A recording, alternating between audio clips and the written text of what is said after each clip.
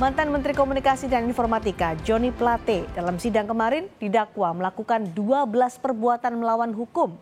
Plate menjadi terdakwa kasus korupsi penyediaan menara BTS 4G dan infrastruktur pendukung Baktikominfo 2020-2022. Dalam perkara ini, Plate dinilai telah menyalahgunakan kewenangannya sebagai menteri.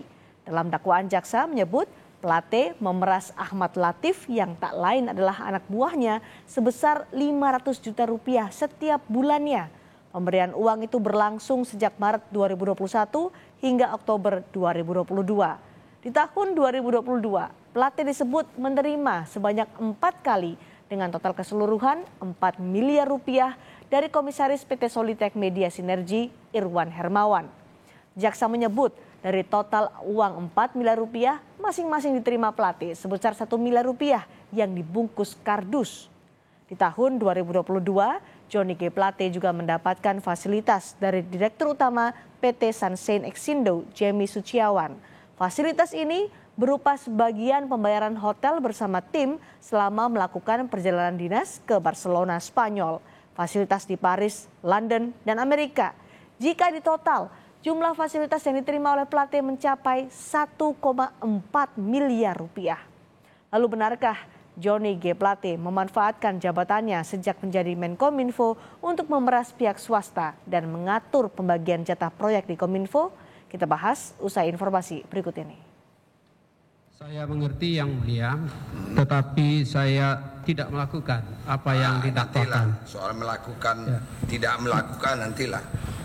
Nanti saya akan buktikan. Iya. Mantan Menteri Komunikasi dan Informatika Johnny G. Plate mengaku tak korupsi usai jaksa membacakan dakwaan di sidang perdana kasus korupsi BTS 4G Baktikominfo. Jaksa penuntut umum mendakwa Johnny G. Plate telah merugikan keuangan negara sebesar 8 triliun rupiah. Jaksa penuntut umum menyebut kerugian keuangan negara itu terjadi dalam proyek penyediaan menara BTS 4G dan infrastruktur pendukung 1, 2, 3, dan 4, 5 Bakti Kementerian Komunikasi dan Informatika tahun 2020 hingga 2022. Tak hanya itu, jaksa juga menyebut Plate meminta uang 500 juta rupiah setiap bulan yang berasal dari perusahaan konsorsium penyedia jaksa infrastruktur BTS 4G dan infrastruktur pendukung.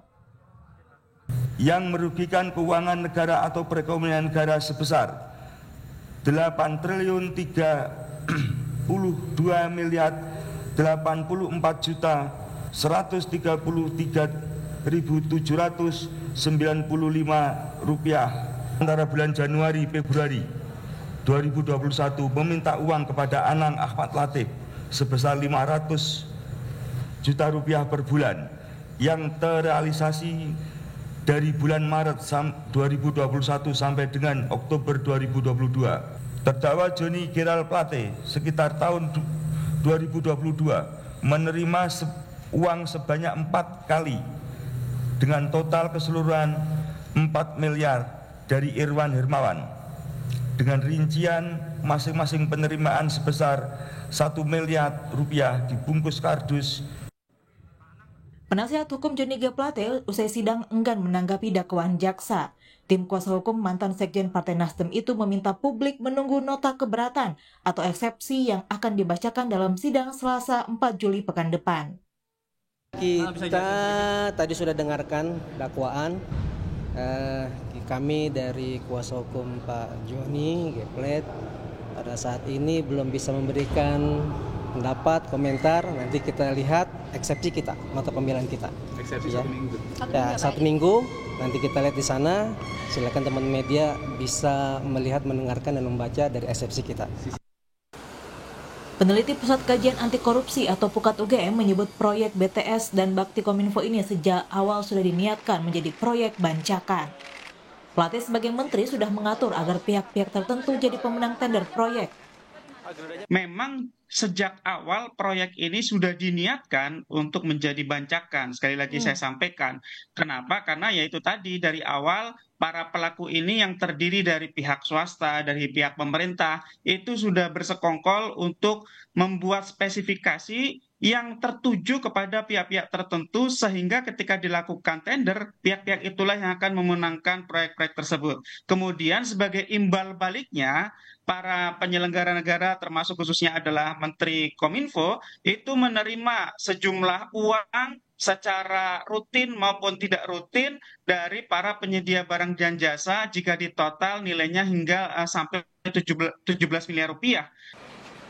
Dalam dakwaan, jaksa menyebut Plate melakukan 12 tindakan korupsi, mulai dari menerima uang, fasilitas mewah, hingga memeras pihak lain untuk menyetor uang kepadanya. Plate juga didakwa memperkaya diri sendiri hingga 17,8 miliar rupiah dari proyek BTS Kominfo. Akibat proyek ini, negara mengalami kerugian hingga 8 triliun lebih. Johnny G. Plate dan terdakwa kasus korupsi BTS 4G Kominfo didakwa dengan pasal-pasal Undang-Undang Tipikor dan KUHP dengan ancaman hukuman maksimal 20 tahun penjara serta denda maksimal 1 miliar rupiah. Tim Liputan Kompas TV.